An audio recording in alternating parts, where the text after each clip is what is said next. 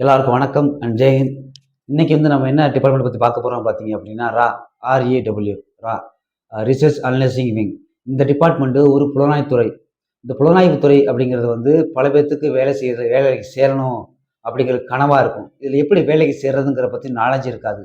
இன்றைக்கி நம்ம பேச போகிறோன்னு பார்த்தீங்க அப்படின்னா புலனாய்வுத்துறையில் எப்படி வேலைக்கு சேரணும், அதோட முதல் படிக்கட்டு என்ன, எப்படி நம்ம உள்ள நுழையணும், எப்படி அதில் சர்வீஸ் பண்ணணும், அதோட எலிஜிபிலிட்டி என்ன, என்ன படிச்சிருக்கணும், கிரிட்டீரியா என்ன கேட்டிருக்காங்க அப்படிங்கிற முழு விவரம் இந்த வீடியோவில் சொல்லியிருக்கேன். வீடியோ ஸ்கிப் பண்ணால் முழுசாக பாருங்கள். வாங்க வீடியோக்குள்ளே போகலாம். ஃபர்ஸ்ட் ஆஃப் ஆல் பார்த்தீங்க அப்படின்னா எல்லாத்துக்கும் கடவுள் இருக்கும். ஆர்மி ஆகணும், போலீஸ் ஆகணும், paramilitary force, income tax office, railway, post office, TNPSC, group 2 A, இந்த மாதிரி பல சிவில் சர்வீஸ் இருக்குது. இதெல்லாம் தாண்டி ஒவ்வொருத்தங்களுக்கு ஒரு சில விஷயமான ஒரு மூளைகள் வேலை செய்யும். நம்மளோட மூளை வேறு மாதிரி வேலை செய்யும். எப்படின்னா, ஒருத்தங்களுக்கு சைக்காலஜி ரொம்ப பிடிக்கும், இன்னொருத்தவங்களுக்கு புலனாய்வு பண்ணுறதுல ரொம்ப பிடிக்கும். அந்த கண்டுபிடிக்கிறதில்ல, ஒரு விஷயத்தை கண்டுபிடிக்கிறதில்ல அதிக நேரம் செலவு பண்ணுவாங்க. அதில் அந்த விஷயத்தில் அவங்களுக்கு ரொம்ப இன்ட்ரெஸ்ட் அதிகமாக இருக்கும். இந்த புலனாய்வுத்துறைக்கு நீங்கள் வேலை செய்கிறதுக்கு முதல் தகுதியே உங்களுக்கு புலனாய்வுத்துறை புலனாய்வு நாலேஜ் எந்த அளவுக்கு இருக்குது அப்படிங்கிறத நீங்கள் முதல்ல வெளியில் கொண்டு வரணும். உங்களுக்கு இதில் அதிகமான ஈடுபாடுகள் இருக்குது, உங்களுக்கு அதிகமான இன்ட்ரெஸ்ட் இருக்குது அப்படின்னா கண்டிப்பாக புலனாய்வுத்துறையில் வேலைக்கு சேருங்க. நீங்கள் நினச்ச ட்ரீமை கண்டிப்பாக அச்சீவ் பண்ணலாம். ஏன்னா புலனாய்வுத்துறைங்கிறது சாதாரண மனுஷன் யோசிக்கிறத விட புலனாய்வுத்துறையில் இருக்க ஒரு சர்வீஸ் பண்ணுறவங்க அவங்க யோசிக்கிற திறமை நம்மளோட அதிகமான ஒரு ஒரு யோசிக்கிற திறமை, அட்வான்ஸாக யோசிக்கிற திறமைகள் இருக்குது அவங்ககிட்ட. அதனால் நமக்கு சில விஷயத்தில் பார்த்தா பொறாமல் இருக்கும். எப்படி அவங்க சிபிஐ ஆஃபீஸர் ஆகிறாங்க, எப்படி இன்கம் டேக்ஸ் ஆஃபீஸர் ஆகிறாங்க, எப்படி ஐபியில் சேர்றாங்க, எப்படி இடியில் சேர்றாங்க. இந்த மாதிரி நமக்கு என்ஐஏ இருக்குது, இருக்குது, பல டிபார்ட்மெண்ட் இருக்குது. எப்படி சேர்றதுங்கிறது நமக்கு ஐடியாவே கிடைக்காது. நமக்கு இந்த அந்த ராங்கிறது ரிசர்ச் அண்ட் அனலைசிங் விங். இது என்ன நோக்கம் அப்படின்னு பார்த்தீங்க அப்படின்னா, இந்தியாவுக்கும் பாகிஸ்தானுக்கும் இந்தியா அப்புறம் பாகிஸ்தான் போர் நடந்தது, அப்புறம் சீனாவுக்கும் போர் நடந்தது. இந்த போர் முடிஞ்சதுக்கு அப்புறம் தான் இந்த டிபார்ட்மெண்ட்டே உருவாக்கப்பட்டது. இந்த ராங்கிற டிபார்ட்மெண்ட் உருவாக்கப்பட்டது ஏன்னு கேட்டிங்க அப்படின்னா, உளவுத்துறை டிபார்ட்மெண்ட்டு. அதாவது இந்தியாவிலேருந்து வெளிநாட்டிலேருந்து உளவுத்துறை என்ன நடக்க போகுது, என்ன நடக்கும், எங்கெங்கே என்ன நடக்க போகுது அப்படிங்கிறத வேகு பார்க்குறது தான் RAWவோட வேலை. RAW சர்ச் பண்ணுறதுக்கு எந்த ஸ்டேட்டோட சென்ட்ரலோட டிபார்ட்மெண்ட்டோட பர்மிஷன் வேணும்னு அவசியமே இல்லை. அவங்களோட பர்மிஷன் மட்டும்தான். அவங்க நினச்சா எங்கே வேணும் ரிசர்ச் பண்ணலாம், அனலைஸ் பண்ணலாம், இன்டெலிஜென்ஸ் உள்ள நுழைஞ்சு விசாரணைகள் நடத்தலாம். இந்த டிபார்ட்மெண்ட் நேரடியாக பிஎம் பிரைம் மினிஸ்டருக்கு அண்டரில் வேலை செய்கிறாங்க. டைரெக்டாக அவங்க தான் டீல் பண்ணுவாங்க, மற்ற கீழே கிடையாது. வெளிநாட்டிலேருந்து வர அச்சுறுத்தல், வெளிநாட்டில் என்ன நடக்குங்கிறத வேகு பார்க்குறது, இந்தியாவில் என்ன நடக்க போகுதுங்கிறத அச்சுறுத்தல், இங்கே வேறு என்ன நடக்க போகுது, அந்த அந்த பிரச்சனை வர்றதை முன்கூட்டியே யூகித்து உளவு பார்த்து நியூஸை கொண்டு வர்றது தான் அவரோட வேலை. இது சரி, இதுக்கு எப்படி வேலைக்கு சேரலான்னு பார்ப்போம். வேலைக்கு சேர்றதுக்கு 3 வழிகள் இருக்குது. ஃபஸ்ட்டு நீங்கள் சர்வீஸ் பண்ணியிருக்கணும். ஃபஸ்ட்டு நீங்கள் சிபிசிஐடிலேயோ இல்லை விசாரணை குழுவிலையோ இல்லை யூபிஎஸ்சிலேயோ இல்லை சிஏபிஎஃப்லேயோ இல்லைன்னா டைரெக்டாக இந்த மாதிரி விசாரணை புலனாய்வுத்துறை நீங்கள் கோர்ஸ் முடிச்சிருக்கீங்க அப்படின்னா அதுலேயோ ட்ரைனிங் பண்ணியிருந்தீங்க அப்படின்னா நீங்கள் வேலைக்கு சேரலாம். ஃபஸ்ட்டு பார்த்தீங்க அப்படின்னா அந்த யூபிஎஸ்சியை எடுத்துக்குவோம். யூபிஎஸ்சியில் ஐஏஎஸ்ஸு, ஐபிஎஸ்ஸு, ஐஎஃப்எஸ்ஸு, ஐஆர்எஸ் இந்த மாதிரி டிபார்ட்மெண்ட் இருக்குல்ல, இவங்க இந்த புலனாய்வுத்துறைக்கு ஈஸியாக உள்ளே வரலாம். இதுதான் ஃபஸ்ட்டு ஸ்டெப். நீங்கள் யூபிஎஸ்சி கிளியர் பண்ணீங்க அப்படின்னா நீங்கள் உள்ளே வரலாம். 2வது ஸ்டெப்பு, நீங்கள் ஆர்மியில் இருக்கீங்க, இல்லை ஏர்ஃபோர்ஸில் இருக்கீங்க, இல்லை உங்களுக்கு நேவியில் இருக்கீங்க அப்படின்னா கண்டிப்பாக நீங்களும் ட்ரை பண்ணலாம். உங்களுக்கான டெபுடேஷன் மெசேஜ் சிக்னல் உங்கள் பட்டாலியனுக்கோ நீங்கள் இருக்கிற லொக்கேஷனுக்கோ வரும். இந்த மாதிரி இதுலேருந்து ஐபிஎல்லேருந்து கேட்குறாங்க, சிபிஐலேருந்து டெபுடேஷன் கேட்குறாங்க, ராலேருந்து டெபுடேஷன் கேட்குறாங்க அப்படின்னு சொல்லி ஆஃபீஸர் அதிகாரிகளுக்கு இந்த மாதிரி ஒரு மெசேஜ் வரும். நீங்கள் போய் அதில் சர்வீஸ் பண்ணலாம். அடுத்தது பார்த்தீங்க அப்படின்னா சென்ட்ரல் ஆர்ம்டு போலீஸ் ஃபோர்ஸ், அதாவது SSGD சொல்கிறாங்கல்ல, SSGD, அதனால் அந்த டிபார்ட்மெண்ட்லேயும் இவங்க ராவில் போய் சர்வீஸ் பண்ணுறதுக்கான வாய்ப்புகள் அதிகமாக இருக்குது. இங்கே அந்த டிபார்ட்மெண்ட்லேருந்து சிஏபிஎஃப்க்கு ஒரு மெசேஜ் போகும். இத்தனை ஜவான், இத்தனை எஸ்ஓ அதாவது எஸ்ஐ, இத்தனை ஆஃபீஸர்ஸ் ரெக்ரூட்மெண்ட்டு டெபுடேஷனுக்கு டிபார்ட்மெண்ட்டுக்கு வேணும்னு சொல்லி ஒரு சிக்னல் போகும். அந்த சிக்னல் பப்ளிஷ் பண்ணுவாங்க, எல்லாம் சொல்லுவாங்க. இந்த மாதிரி டிபார்ட்மெண்ட்லேருந்து நோட்டிஃபிகேஷன் வந்திருக்கு, அட்டாச்மெண்ட் டியூட்டி போகிறதுனா நீங்கள் அப்ளிகேஷன் எழுதி கொடுக்கலாம் அப்படின்னு சொல்லிட்டு ஒரு அவுட் ஆகும். இது ஒரு 3வது வழி. அடுத்தபடி பார்த்தீங்கன்னா மாநில காவல்துறை, ஸ்டேட் போலீஸ். ஸ்டேட் போலீஸில் நீங்கள் சர்வீஸ் பண்ணுறீங்க, எஸ்ஐயா இருக்கீங்க, இல்லை ஆஃபீஸர் டிஎஸ்பியாக இருக்கீங்க, இல்லை கான்ஸ்டபிளாக இருக்கீங்க, ஏதாவது ஒரு துறையில் நீங்கள் வந்து இந்த புலனாய்வுத்துறை சிபிசிஐடி கிரைமு புலனாய்வுத்துறையில் இருக்கீங்க அப்படின்னா உங்களுக்கான வாய்ப்புகள் இருக்குது. ஏன்னா அதுலேருந்து புலனாய்வுத்துறையில் நீங்கள் இருந்தால் மட்டும்தான் நீங்கள் அடுத்ததுக்கு இந்த இந்த புலனாய்வுத்துறை டிபார்ட்மெண்ட்டுக்கு போக முடியும். அந்த நாலேஜ் உங்களுக்கு கண்டிப்பாக இருக்கணும். நீங்கள் அதை பண்ணிக்கலாம். அடுத்து அப்படின்னு பார்த்தீங்க அப்படின்னா சிறப்பு தொழில் நுட்ப ஆலோசனை. சிறப்பு தொழில்நுட்ப ஆலோசனைனா அந்த நுட்பங்கள் அது இப்போ நடக்க அட்வான்ஸாக உலகம் எங்கேயே போயிட்டுருக்கு, தொழில்நுட்பம் அப்படி இருக்குது, அதை ஃபேஸ் பண்ணி அதில் நீங்கள் படிச்சிருக்கீங்க, அதை பற்றி நாலேஜ் இருக்குது அப்படின்னா அதை தகுந்து ஆள் சேர்ப்பாங்க ஆர்ஏடபிள்யூ ராவுக்கு. அதுலேருந்து ஆள் எடுப்பாங்க.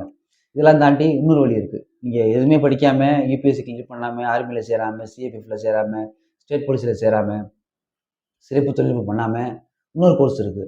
புலனாய்வு கோர்ஸ்னு ஒரு கோர்ஸ் இருக்குது. LBSANAA LBSNAA இதுதான் கோர்ஸு. இது ஒரு பயிற்சி வகுப்பு. இந்த பயிற்சி வகுப்பு பொறுத்தளவில் நீங்கள் புலனாய்வுத்துறையை பற்றி உங்களுக்கு உங்களுக்கு கோர்ஸ் சொல்லித்தராங்க. இந்த கோர்ஸில் வந்து நீங்கள் கிளியர் பண்ணீங்க அப்படின்னா புலனாய்வுத்துறையில் வேலை செய்கிறவங்களே, அதாவது RAW அந்த டிபார்ட்மெண்ட்டில் வேலை செய்கிறவங்களே உங்களை நேர்காணல் எடுத்து உளவியல் சோதனைகள் பண்ணி திறனாய்வு தேர்வு இதெல்லாம் வச்சு நீங்கள் குவாலிஃபை ஆகிட்டீங்க அப்படின்னா உங்களுக்கு வந்து ராவில் வந்து இது வேலைக்கு சேர்றதுக்கான வாய்ப்புகள் இருக்குது. இதுக்கு வந்து குவாலிஃபிகேஷன் மினிமம் டிகிரி முடிச்சிருக்கணும். மினிமம் பேசிக் டிகிரி தான் இது குவாலிஃபிகேஷன் கேட்டிருக்காங்க. பேசிக் டிகிரி முடிச்சதுக்கு அப்புறம் தான் நம்ம இந்த டிபார்ட்மெண்ட்டில் சேர முடியும். அடுத்தது அப்படின்னு பார்த்தீங்க அப்படின்னா ராவில் சேர்றதுக்கு அதாவது இந்தியாவில் உள்ள வேற அதாவது வேற புலனாய்வுத்துறை இருக்குல்ல, ஐபி, சிபிஐ, என்ஐஏ, சிறப்பு மாநில புலனாய்வு, சிறப்பு கிளைகள், இந்த மாதிரி அடிஷ்னலான இருக்க புலனாய்வுத்துறையிலேருந்து நீங்கள் ராவுக்கும் டெபுடேஷன் போகலாம், அட்டாச்மெண்ட்டி போகலாம். நீங்கள் அடியில் இருக்கீங்க அப்படின்னா அதுக்கான சோர்ஸ் வச்சு டெபுடேஷன் நீங்கள் ஆட் பண்ணி நீங்கள் எடுத்துக்கலாம். இவ்வளோ தான் உங்களுக்கு RAWவில் சேர்றதுக்கான வழிகள். RAங்கிறது இந்தியாவில் ஒரு முக்கியமான ஒரு பங்கு வகிக்கிறாங்க. சைலண்ட் வேவு பார்க்குறவங்கள சொல்லலாம், புலனாய்வுத்துறைங்க கூட சொல்லலாம். இந்தியாவிலும் சரி வெளிநாடுகளையும் சரி என்ன நடக்குது, என்ன நடக்க போகுது, ஏதாவது பிரச்சனை வரப்போதா அப்படிங்கிறது உலக பார்த்து இந்தியாவை சேஃபாக கொண்டு போகிறதுக்கு இந்த மாதிரி புலனாய்வுத்துறை டிபார்ட்மெண்ட்கள் உருவாக்கப்பட்டிருக்கு. இது மட்டும் இல்லாமல் இதை தவிர்த்து என்ஐயும் சரி ஐபி, இடின்னு ஒவ்வொரு டிபார்ட்மெண்ட்டுக்கும் ஒவ்வொரு விதமான டியூட்டியை ஒதுக்கி வச்சுருவாங்க. இடி வந்து அது அளவுக்கு அதிகமான சொத்து சேர்க்கறது, ரைடு பண்ணுறது, இன்கம் டேக்ஸ் தெரியும். சிபிஐ தெரியும், சிபிஐ டியூட்டி பார்ப்பாங்கிறது என்ன, சிபிஐயோட பணி என்னங்கிறது உங்களுக்கு தெரியும்.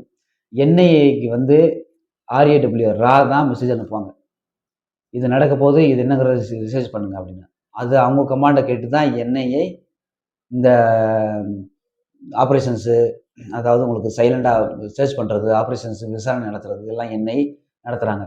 என்ஐ யாருக்கு ரிப்போர்ட் பண்ணி ஆகணும்? ஹோம் மினிஸ்டருக்கு ரிப்போர்ட் பண்ணி ஆகணும்.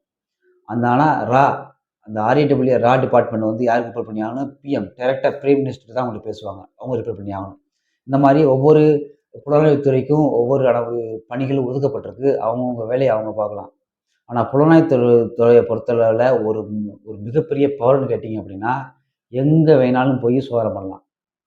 ஸ்டேட் போலீஸில் பர்மிஷன் ஆகணும், கமிஷனர்கிட்ட பர்மிஷன் ஆகணும், ஆர்மி ஆஃபீஸர்கிட்ட பர்மிஷன் ஆகணும், சிஏபிஎஃப் ஆஃபீஸர்கிட்ட பர்மிஷன் ஆகணும், ஹோம் மினிஸ்டர் பர்மிஷன் ஆகணும். அப்படிலாம் எதுவும் கிடையாது. கேஸ் ஆயிடுச்சா, நடக்க போகிற மாதிரி இருக்கா அப்படின்னு தெரிஞ்சது அப்படின்னா இந்தியாவில் எங்கே வேணாலும் யாரோட பர்மிஷன் எல்லாமே விசாரணை நடத்தக்கூடிய ஒரு அதிகாரம் புலனாய்வுத்துறை இதுக்கு ஆஃபீஸருக்கு, புலனாய்வுத்துறை டிபார்ட்மெண்ட்டுக்கு முழுசாக கொடுக்கப்பட்டிருக்கு.